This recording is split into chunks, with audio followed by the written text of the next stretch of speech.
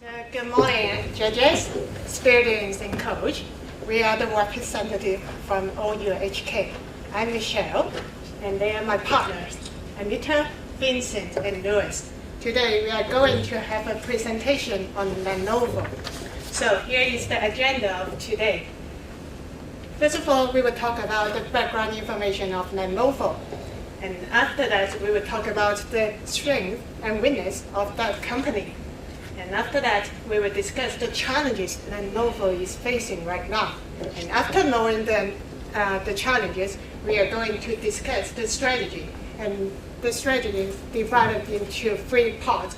And the most important one is the product and strategy. And the next one is the marketing strategy. And the last one will be the people management strategy. And next one, we will talk about the cost analysis, the alternative solution, timeline, and last but not least, we have the conclusion. So let's start for the background information. Lenovo is the China-based company in the PC market. It is the biggest company in the Chinese market. It worth US dollars 11.6 billion, and there are 23,000 of employees. It is a national company.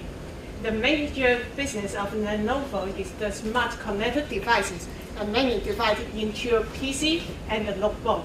It operates in more than 16 countries and sells their products in 116 markets. In 2011, there is a marriage with IBM, and that is the merge with the IBM, and they take over the ThinkPad business. And now they are focusing on the 4-screen product division. They are the desktop, laptop, smartphone, and the smart TV. The major current business strategy they use is the protect and attack strategy, and we will discuss it further. So here is the strength analysis of Lenovo. What is the strength of Lenovo? Is the strong market in China. There are 13% of market share and 57% of growth rate. And compared with other companies, they are average 47%.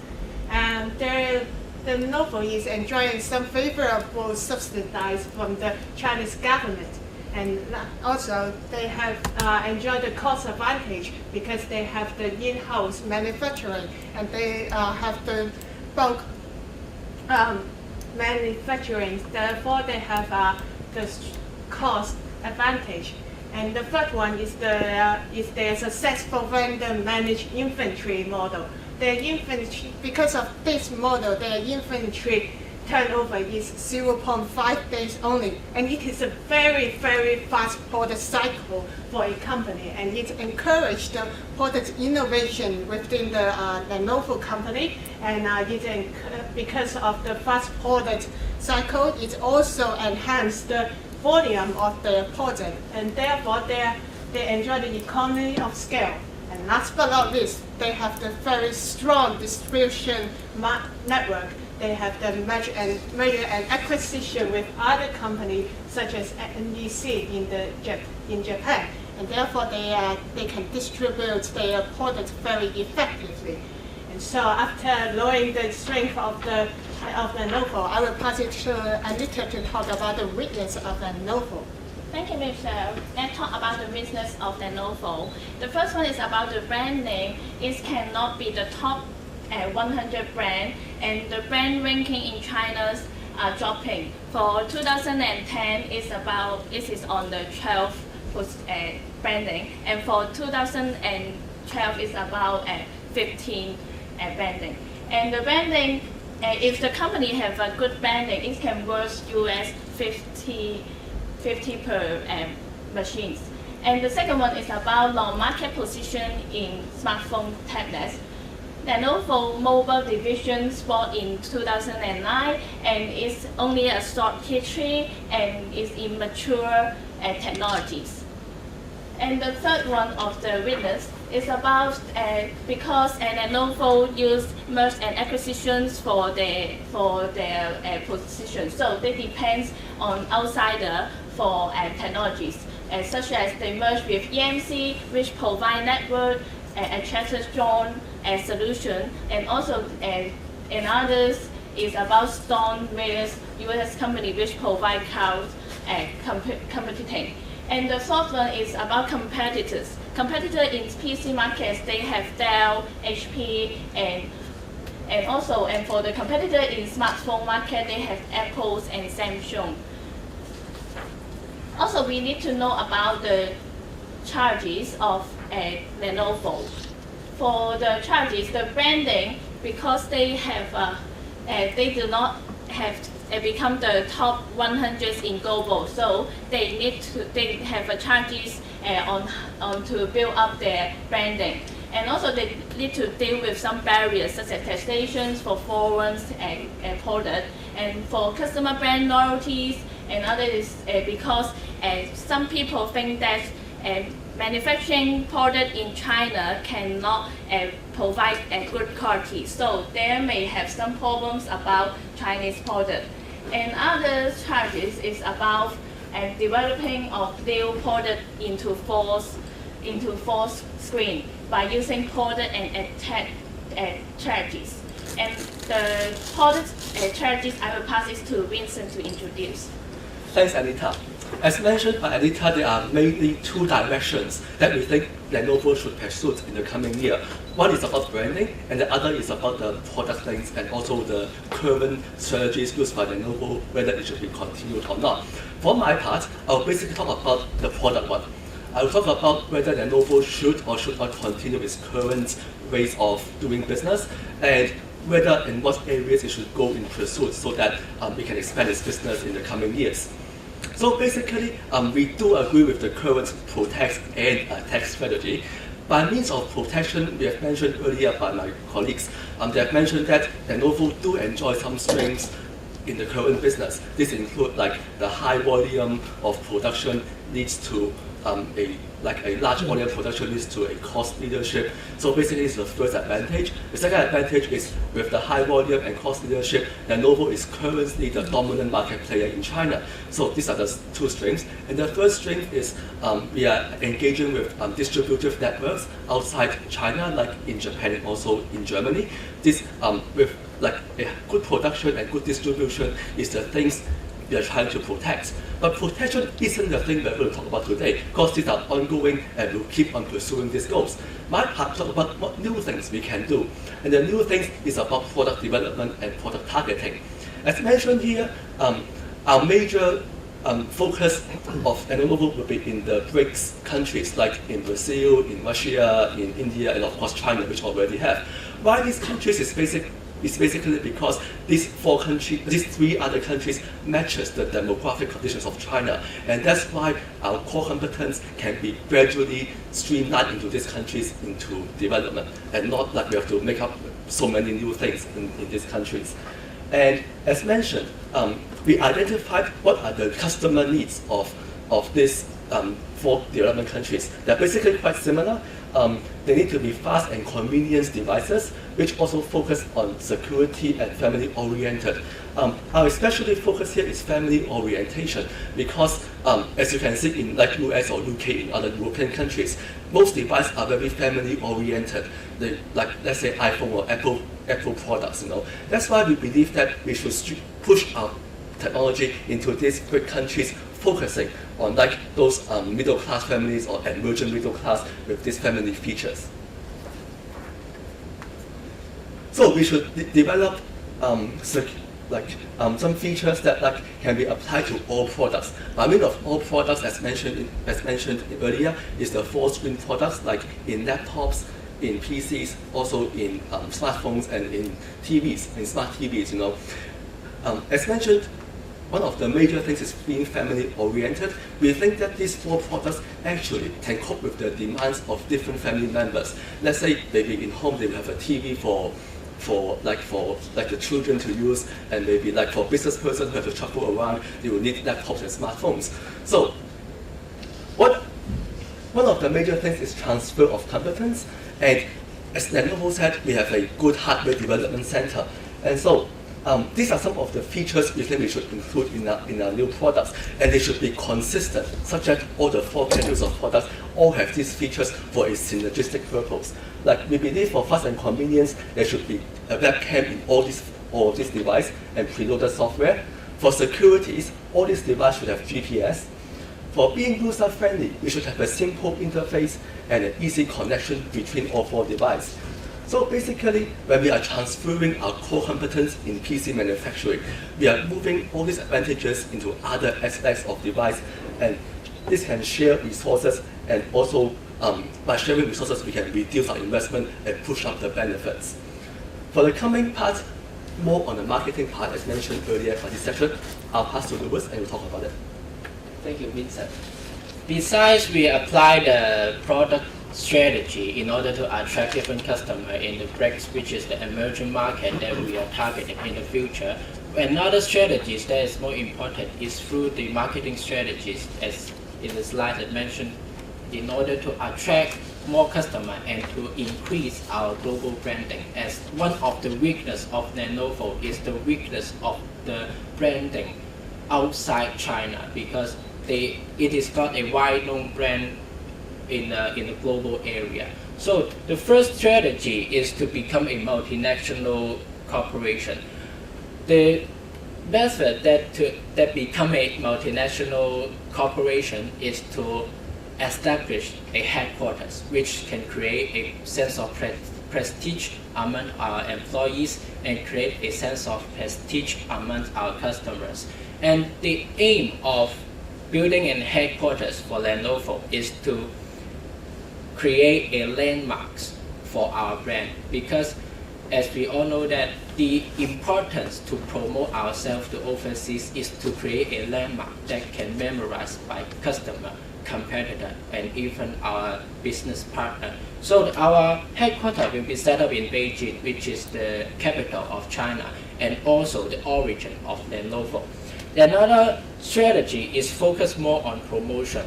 As previously, Lenovo's promotion strategy went into quite a disaster situation, because it spent a lot of money in the promotion campaign, but the branding is not going further up and not well known by the global competitors. So the promotion campaign will be focused more on improving the Lenovo image. It aimed at increasing the user-friendly nature of Lenovo towards different customers. So we have created a marketing slogan for Lenovo, which is Lenovo Link with You.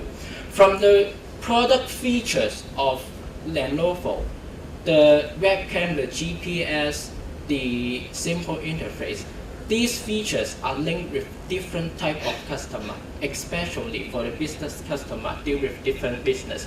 For example, they may need to deal with different accounting situation, different stock issues. So that our marketing slogan is to localize and suit with different needs in the market that we are targeting. So another strategy is the internal strategy, which is the people management strategy. We believe that people management strategies can solidify our protect strategies that applied by Lenovo. The method that we are applying in the people management strategy is to target in 2 areas, recruitment and selection. We will recruit innovative and creative people from the university, which they have different ideas on improving our product. And we will employ different programmers that have previous experience in developing different products, which can help to provide experience and teaching to the youngster in order to develop a mature and reliable product. Another strategy is to consolidate the skills and the mindset of the newly recruit through the training. One of the famous training that we would like to apply is the De Bono creativity training, which can enhance the skills of different employees in developing different new products. And the next part I will pass to Vincent to talk about the cost analysis for Lenovo in the future strategies. Thanks, Louis. I'll be quite quick with this cost analysis. Basically, I want to bring you three points of free attention to what's happening at Lenovo. The first thing is that we are financially healthy. referring to the current ratio, like the ratio of current asset and current liabilities is around 1:1, which is quite good for like we have a fast inventory turnover. We have really good revenue, like our profit is increasing by 50 to 60% every year for the last 2 years. But this financial gains is at a cost. Like as you can see, our marketing position, like our brand ranking has been declining, and we have not been pushing out new products like other major competitors like Samsung or Apple. So we have huge revenues, we have huge reserves, and we have to spend them. That's why it is time to invest in our activities. That's why we have quite a huge spending we expect in the coming years. This will reduce our expected earning ratios in the coming year, but we think it is reasonable because we have quite huge earnings in the past. So the second point is that we will reduce the earnings for the coming year, but we will invest in other areas so that there can be more profits in the future. The two areas we want to invest in will be in product development. So we are likely to spend 30% of our expected revenue estimated from last year in developing new products. It is quite a sum, but we think it's important so that we can maintain the competitive edge of Lenovo. We also will not cut back on marketing. We will keep or actually increase by a little bit of the marketing expenditure as done in the last years. So also hope to increase our brand positioning and so that this can be some investment for the future. I'll pass back to Louis and we'll talk about other alternatives and timeline of our. Thank you, Vincent. As we all know that we are in an unpredictable business environment, so we have generated different alternatives in order to deal with different challenges in the future. One of the alternatives is that if the Chinese-Indian diplomatic relationship went bad, there are different barriers that may create in reducing the profit and the chance that the Lenovo enter in the market. So there are two alternatives for us to enter the Indian market indirectly. The first one is through out the joint venture. Lenovo can cooperate with the local organization to distribute the product. And another strategy is to negotiate to improve the relationship between China and India through a third-party negotiator. We suggest that we can invite the member of BRICS, Russia and Brazil, to negotiate the issue between China and India. So, in order to conceptualize our strategy, we develop a simple timeline. We have developed our plan into a 4-year plan, which aims at targeting different countries. Based on the geographical location, our first targeting is Russia, which means that we believe that the relationship between China and Russia can enhance the business relationship between Lenovo and the local organization.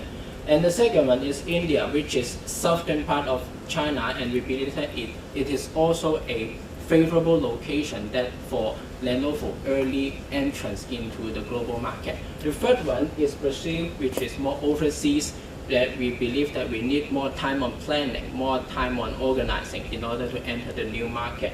And of course, China, we are already stationed in China. We believe that we can exploit the current competitive advantage. We can yield a high profit in the future. So we come to a conclusion.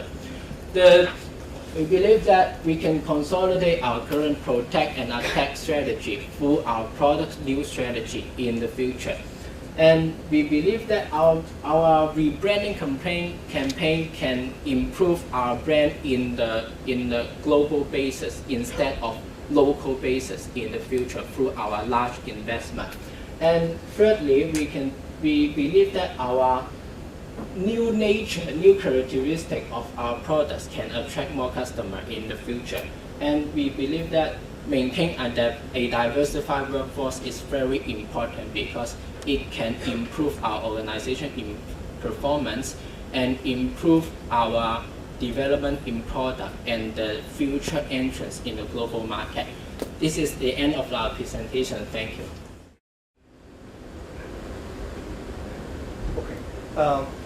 Talk about PC and smartphones. Lenovo will clearly pursue that kind of strategies. Given that it's successful of app stores and Android market in the last couple of years. We consider to pursue to develop a similar platform for app stores for Lenovo.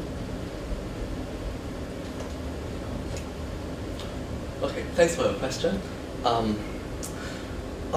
Lenovo has been using some strategies in the past, like before, in 2001 and 2012, we basically are using the acquired technology. We have acquired, let's say we don't have the cloud technology, we buy a firm, it's called Stoneware. We don't have network computing, we buy other company to get that. So basically this is our strategy in the past. Currently, let's say you're talking about new app stores, yes, all smartphone gains an advantage of having good apps, and basically currently there's the Android market, there are other third-party apps market, there are also other things. For apps, we have two categories. One category is our core technology, like as we said, we want to link up different devices, like we want them to be secure and convenient. So some core apps, let's say family. One of the things we just mentioned when we were talking about is family-friendly web conferencing. It's quite difficult for family members to connect while web conferencing these days. So this is a core app of our platform, which will include how to link out different family members, provide a secure platform. These core apps will be developed by Lenovo in the future and not we do so by acquiring, because by developing it actually helps us with securing the technology, and also there are also complications with acquiring other firms. But whether there are other more peripheral, let's say not our core apps, this thing we believe that we should go on with our acquired technology, because as mentioned, building up a web store is a risky business. There are other firms doing, other companies or other app development company doing these similar things, and the success rate is so-so, So that's why we believe that for those non-core apps, we should go on with the acquired strategy. It actually helps to reduce risk and reduce cost. And by cooperating with other firms, maybe let's say Lenovo, we are based in China, whether there is some well-branded Chinese app stores in this, and we can push them to the emerging market, actually is one of the ways we can do so. So this is the core and the non-core one. In the section on product strategies, I wonder if you discussed relative priority. What I didn't hear was any emphasis given.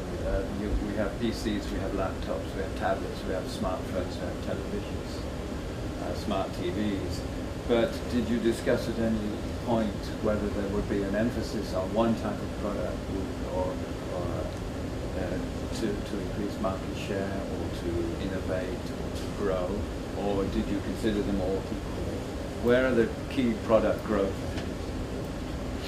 The key product growth of the Lenovo product will be aimed on the PCs first, because we may emphasize on the growth of PC in the emerging market that we have mentioned before in the breaks.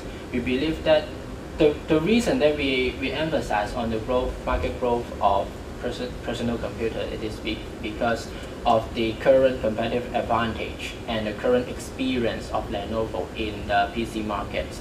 And the second priorities would be the smartphone and the tablet, because currently tablet and the smartphone, the natures are more or less the same as the software or internal characteristics of the personal computers. We believe that Lenovo can develop different strategies that can suit with the needs or the market in the breaks for the smartphone and the tablet.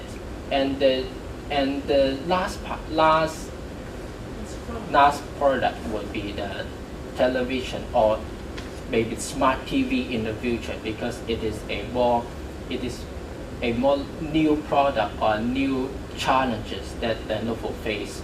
So it might need more time for the Lenovo to develop different products that can make the smart TV more consistent, more stable, and more reliable, and of course more user-friendly and family-friendly for the customer in the breaks. You recognize the fact that had a relatively weaker brand as compared to its competition.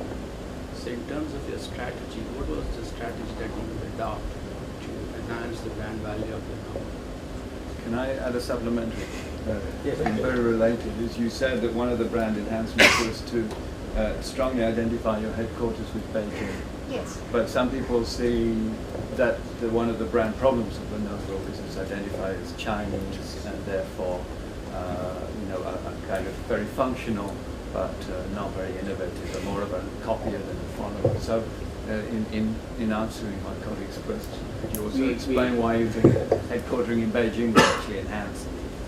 We all know that the recent quality problems or the emphasis on more functional is appeared in China or widely discussed by the global competitors or the global organization all around the world. The reason that we established the headquarters in China is to create a new images for Lenovo. We believe that Lenovo can create a sense of innovation, can enhance creativity in the land of so-called functional, so-called low quality, so-called a country that just use money to suppress other competitors. We believe that we establish a headquarters in Beijing is to improve and to refresh our images towards different competitors and customers in the global area. So may I add some points on that? Because as we see on the case, we have know that Lenovo doesn't have any headquarters yet. As a national company, just like Google or Apple, they have the headquarters in US. So when you want to be outside China, when you want to be more bigger, so when you want to be bigger, at least we think that we should have a headquarters that is formally established in Beijing. Why Beijing? Because we are the Chinese company. Lenovo is a Chinese company, but it doesn't mean that the product of Lenovo is weaker than the Apple or the Samsung, because we have our very key product, ThinkPad or an IdeaPad. It is very, very famous for the business people, and that's why we think that establish the headquarters in Beijing can represent the Lenovo culture that is from China, and then it is more effective way to promote the Lenovo brand. So that's it. Yeah, so just if I can add on, sorry if I'm pushing you. If that was the strategy to sort of be a Chinese company, in your analysis, did you also, besides the emotional or passionate element involved in that, did you have a look or a review of the strategy? When you reviewed the strategy, did you look at the regulatory risk, the tax risk, the political risk of being in Beijing as compared to, say, Hong Kong? Because you would be equally the Chinese company if you had got it in Hong Kong, but you still sort of manage the risk and cost. Did you ever sort of in your analysis think about those aspects? A question was targeted at whether which city, like Hong Kong or let's say in China, like is better for the headquarters. We'll still choose Beijing, and there's some simple rationales we are doing so. Lenovo is a Chinese-born company, and we wish to keep it that way, like it was born in mainland. And let's say if a good company in mainland or a bad company in mainland, let's say if we move to Hong Kong or move to, let's say, London, it won't make us better or worse, if our management staff is good and our employees are good. And in fact, if you look at our management team, it's quite globalized. We have employed VPs from different parts of the world. And secondly, what I'm trying to say is our brand is not like our headquarters is just a symbol, but we'll take our products as ways why our brand is useful. Let's say take the Think brand. The Think brand was originally developed by IBM in the US, and we acquired that brand because that brand was losing money for IBM. And we brought that brand to, let's say now in mainland, we have not headquarters in mainland, we developed that product and we're doing well with the Think brand. So although we are like acquiring foreign brands, but we are doing them really well in mainland. And that's what we are trying to tell our other competitors.